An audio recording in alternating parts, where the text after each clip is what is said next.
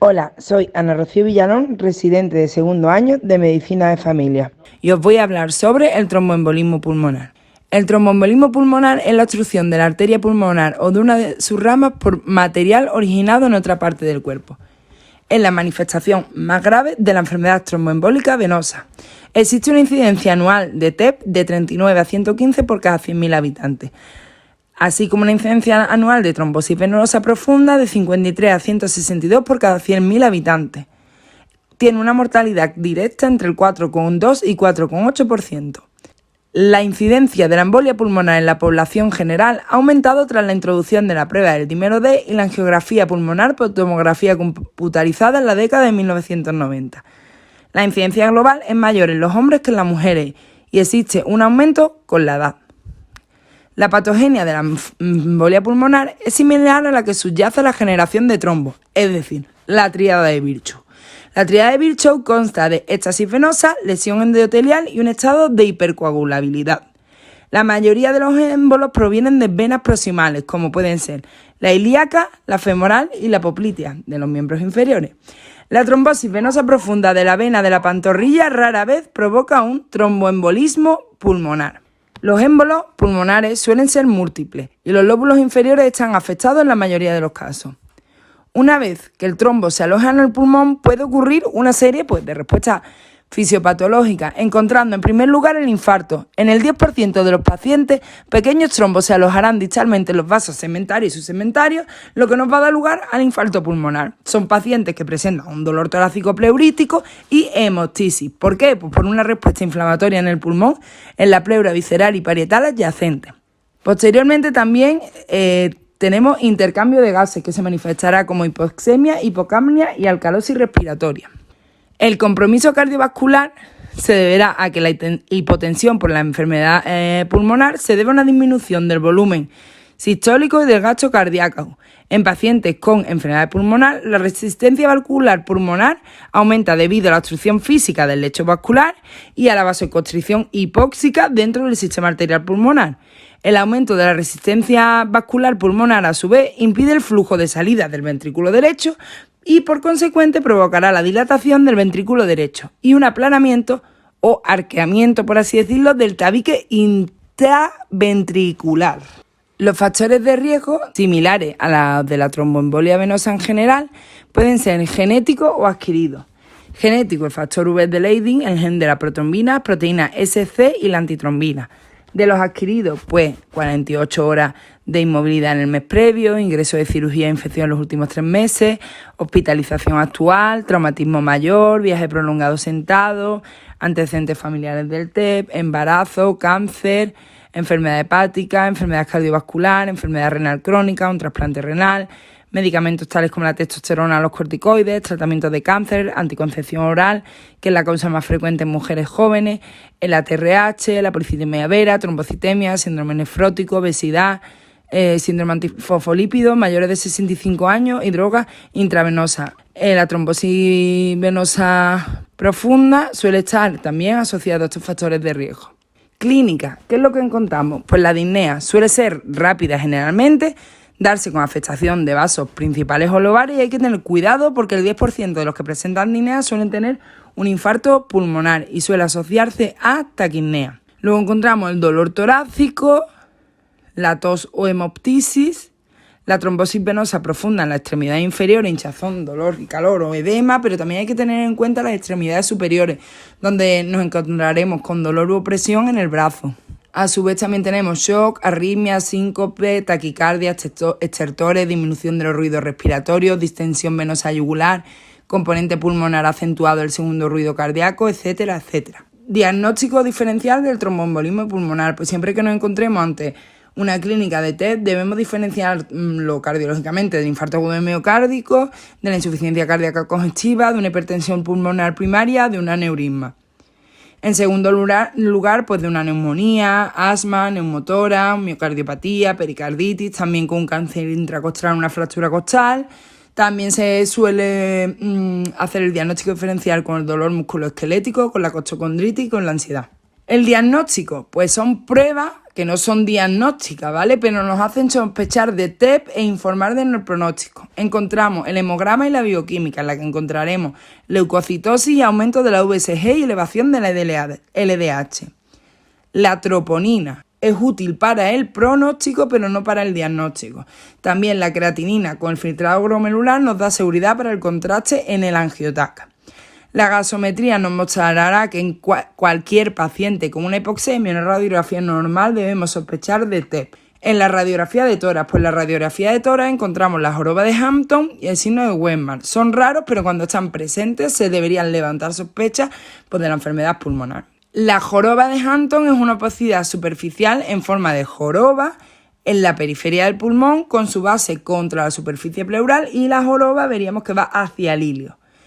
El signo de Westermann es la demostración de que se ha producido un corte brusco de los vasos pulmonares con una hipoperfusión distal en una distribución segmentaria dentro del pulmón con región de oligoemia. En el electrocardiograma encontraremos que las anomalías del electrocardiograma son frecuentes pero muy inespecíficas. Las más frecuentes son la taquicardia, los cambios inespecíficos del ST y de la onda T. Las anomalías que históricamente se consideraban sugestivas de embolia pulmonar serían el patrón S1Q3T3, como vemos en la imagen, la distensión ventricular derecha, el nuevo bloqueo incompleto de rama derecha, que son menos frecuentes. Luego hay que tener en cuenta que hay ciertos signos en el electrocardiograma que nos marcan peor pronóstico, como es la arritmia, la bradicardia, la taquicardia, el nuevo bloqueo de rama derecha, ondas Q inferiores, cambio ST anterior e inversiones de la onda T. Patrón S1Q3T3. Hasta hace unos años lo más común era establecer un punto de corte del dímero D por debajo de 500, excepto excepciones. Las pruebas de dímero D son más sensibles y precisas que las ELISA, la aglutinación, pero muy poco específicas. Si nos encontramos con un paciente de riesgo bajo y el dímero D es normal, se excluiría. Sin embargo, si el dímero D es alto, sería necesario solicitar más pruebas. Igual que un paciente con un riesgo intermedio, en que es algo similar al riesgo bajo, pero que tiene menor sensibilidad, por lo que habría que realizar mayor solicitud de pruebas. En el riesgo alto, aunque el dímero D sea normal, reduce pero no excluye la sospecha. En la guía ES de 2019 se comprobó que era bastante eficaz el dímero D ajustado. Diversos consensos aprobaron esta técnica de ajuste del dímero D ajustado a la edad, en el cual la edad se multiplica por 10 y ese sería el punto de corte del dímero D en los diferentes estratos de las edades. La estrategia de GEARS consiste en el uso de un punto de corte de dímero D de 1000 en pacientes sin ninguno de los criterios siguientes, es decir, sin síntomas o signos de trombosis venosa profunda, sin hemoptisis y sin TEP como diagnóstico más probable. Y de un punto de corte, sin embargo, de 500 en caso de presentar uno o más de los criterios anteriores. Es muy eficaz en embarazadas. Existe otra estrategia que, según los valores de la escala Wells, si nos encontramos con una probabilidad clínica baja, el punto de corte será de 1000 y si la probabilidad es alta, el punto de corte será 500. Estas últimas tres son más eficaces. Diagnóstico. El enfoque inicial de los pacientes con sospecha de embolia pulmonar depende de si el paciente está hemodinámicamente estable o inestable. La embolia pulmonar hemodinámicamente inestable se define como una presión arterial sistólica por debajo de 90 durante un periodo de más de 15 minutos, o hipotensión que requiere vasopresores o una evidencia clara de shock. Los pacientes extremadamente inestables suelen sufrir un paro cardíaco. Es importante destacar que los pacientes pueden volverse hemodinámicamente estables después de una reanimación o volverse inestables durante la evaluación y el periodo de tratamiento temprano, por lo que hay que realizar siempre una continua reevaluación. En un paciente hemodinámicamente inestable, primero restableceremos la perfusión con una administración de líquidos IV y un soporte vasopresor, oxigenación si es necesario, estabilizar la vía aérea con intubación y ventilación mecánica. Si se vuelve hemodinámicamente estable, pautaremos una anticoagulación inmediata con heparina, si es de alta probabilidad, y realizaremos una angiota. Si bien continúa inestable, la ecografía de comprensión de las extremidades inferiores junto a la cama no diagnostica la embolia pulmonar, pero sí que es suficiente para el diagnóstico de trombosis venosa profunda, que a su vez es suficiente para iniciar el tratamiento. De manera similar, la presencia de una nueva tensión ventricular derecha o la visualización directa de un trombo dentro del corazón, es decir, un coágulo en tránsito, pues no establece un diagnóstico definitivo, pero sí que debe iniciarse, basándose en estos hallazgos, en un paciente inestable el tratamiento. Aunque la visualización de un trombo en una arteria pulmonar proximal es diagnóstica de embolia pulmonar, es poco común. En pacientes hemodinámicamente estables debemos de valorar la probabilidad clínica, así como una serie de escalas. La probabilidad clínica se daría si un paciente tiene disnea de nueva aparición, empeoramiento de la disnea basal, dolor torácico, síncope o hipotensión arterial sin explicación, o es necesario descartar otros diagnósticos. Tras establecer la probabilidad clínica será necesario tener en cuenta escalas validadas, tal como la escala de Well.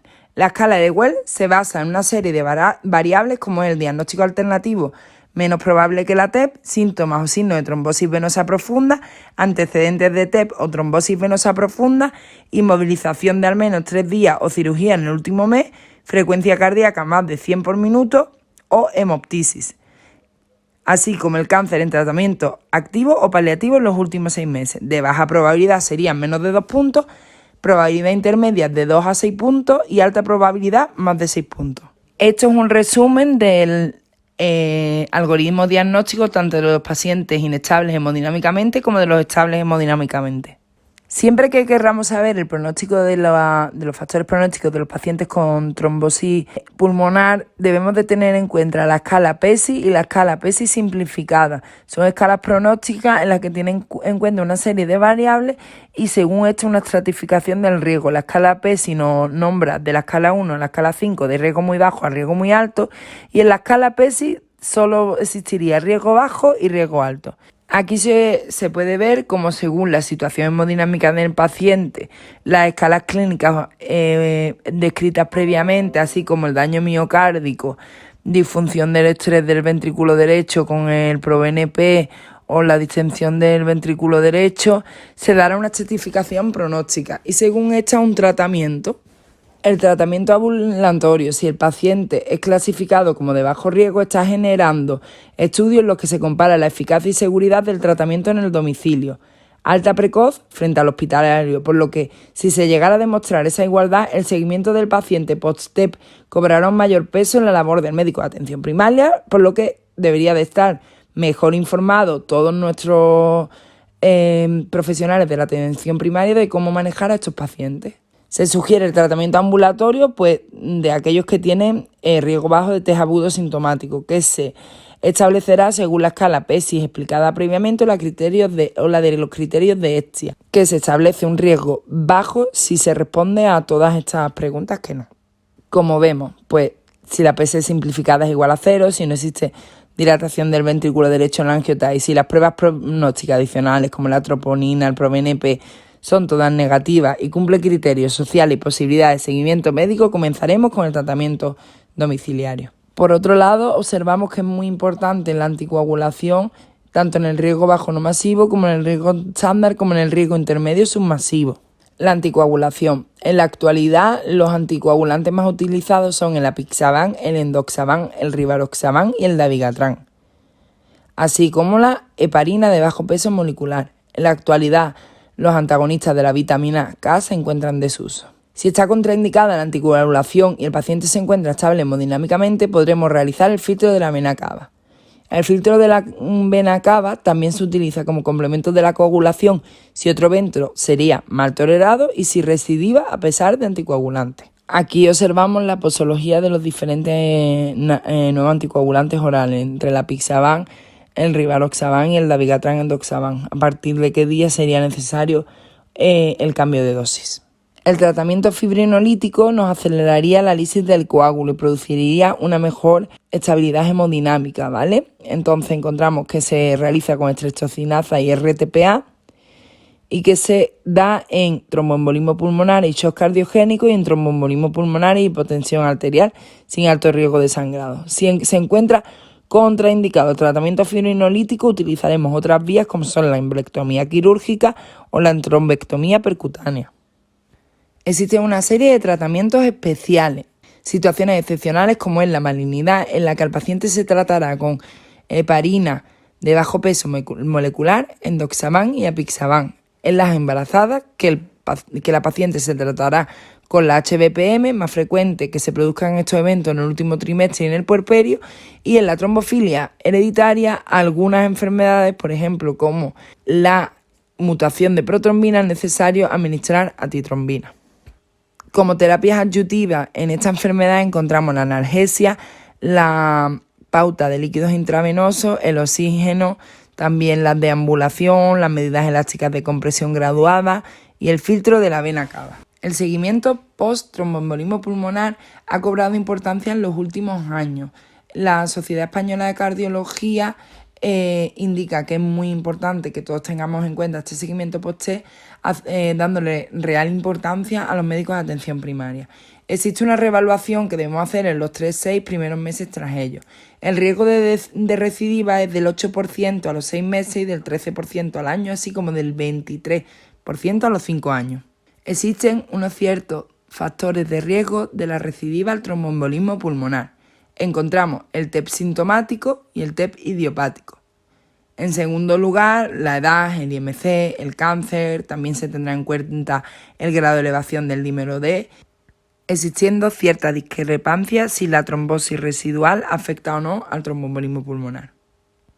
Como os hemos explicado previamente, las escalas pronósticas aquí también son muy importantes para ver la anticoagulación, si es necesaria o no, entre otras cosas, y también utilizaremos la escala de PESI y la escala de PESI simplificada. Una pregunta que nos hacemos muy a menudo es ¿cuánto debe de durar el tratamiento anticoagulante? Pues el tratamiento anticoagulante debemos suspenderlo si nos encontramos en los 3 meses posteriores de un primer episodio de tromboembolismo pulmonar provocada por un factor de riesgo transitorio mayor, como vemos aquí, cirugía mayor, encamamiento hospitalario de causa médica durante más de 3 días, traumatismo con fractura o cesárea, y resuelto. Nos encontraremos ante un tratamiento anticoagulante definitivo si es un hombre con TEP idiopática o un factor de riesgo permanente mayor, como es el cáncer activo, el síndrome antifosfolípido o historia de 2 o más episodios trombóticos idiopáticos.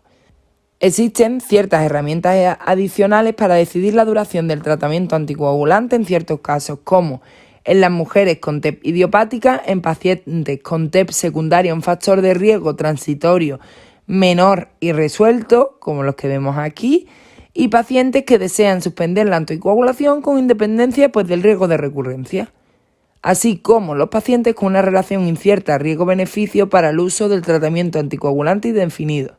Factores de anticoagulación indefinida, pues encontramos el dímero D, que se realizará al mes de suspender la anticoagulación. Un dímero D positivo no favorecería el tratamiento indefinido. Test de riesgo alto o riesgo intermedio alto, aunque no existen datos concluyentes, por la gravedad de la presentación favorecerá el tratamiento indefinido, así como el de la hipertensión pulmonar persistente, que una hipertensión pulmonar tromboembólica crónica nos va a obligar a un tratamiento anticoagulante que nos durará de por vida. La trombosis residual, pues la obstrucción vascular residual está siendo estudiada como factor de riesgo de recurrencia al suspender la anticoagulación, como hemos descrito previamente. Como hemos explicado, son necesarios ciertos modelos para valorar si es necesaria la anticoagulación indefinida. El modelo de Viena, pues en pacientes con una enfermedad tromboembólica venosa idiopática, pues nos estimará el riesgo de recurrencia al suspender la anticoagulación según el sexo, la localización de la enfermedad tromboembólica venosa y los niveles de dímero D, aunque todavía no ha sido adecuadamente validado. Luego encontramos la escala DASH, un dímero D elevado, una edad menor de 50 años, un sexo de varón y una enfermedad tromboembólica venosa no asociada al uso de estrógeno, se asocian a un riesgo aumentado de recurrencia al suspender la anticoagulación con pacientes con una enfermedad tromboembólica venosa idiopática. Esta escala tampoco ha sido adecuadamente validada. Por último, encontramos una escala muy utilizada, la escala GERDO-2, que se basa en la hiperpigmentación, edema y enrojecimiento de la pierna, un punto por la presencia de más de una de estas 3, tener un dímero D mayor de 50, mientras la paciente se encuentra con anticoagulación. Punto, obesidad, el índice de masa corporal mayor de 30, otro punto, y la edad mayor de 65 años, otro punto. Habitualmente recomendaremos suspender la anticoagulación a la mujer con una TEP idiopática y una puntuación menor de 2 y mantenerla de forma indefinida aquellas con más de 2 puntos. No debe utilizarse nombre. ¿Cuándo será necesario realizar una ecocardiografía? Pues se realizará tras la aparición o persistencia de una disnea o limitación funcional a los 3-6 meses post-TEA o una disfunción del ventrículo derecho tras el ingreso.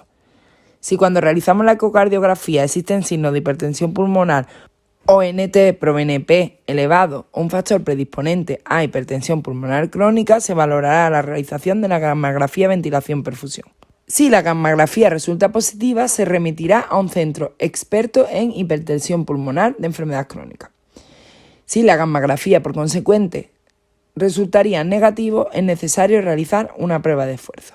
Por último, los estudios de trombofilia. Pues se recomienda no realizar estudios para decidir la duración de la anticoagulación y no realizar determinación de los antifosfolípidos para iniciar la anticoagulación en el tromboembolismo pulmonar agudo. ¿Cuándo realizaremos los estudios de trombofilia? Historia familiar o menor de 50 años, en una localización rara, ya sea cerebral o mesentérica, en episodios recurrentes, en el embarazo o en abortos de repetición. Hay que tener en cuenta que en el estudio de la trombofilia existen ciertas pruebas que se encuentran artefactadas por el episodio trombótico agudo o por el tratamiento anticoagulante, como es la antitrombina, la proteína C funcional, la proteína S funcional y la resistencia a la proteína C activada. Sin embargo, sí que sería seguro realizar el factor V de Leiden, la protrombina G20-21-0A, el anticoagulante lúpico, los anticuerpos anticardiolipina y el anticuerpo antibeta-2-glicoproteína. Cáncer activo, pues no se recomienda realizar un cribado más allá de la historia clínica de la exploración física de las pruebas de laboratorio básicas, como hemograma y bioquímica con determinación de enzimas hepáticas y calcio y un análisis de orina con sus pruebas de tórax. Muchas gracias y espero que os haya gustado mucho esta sesión clínica del tromboembolismo pulmonar.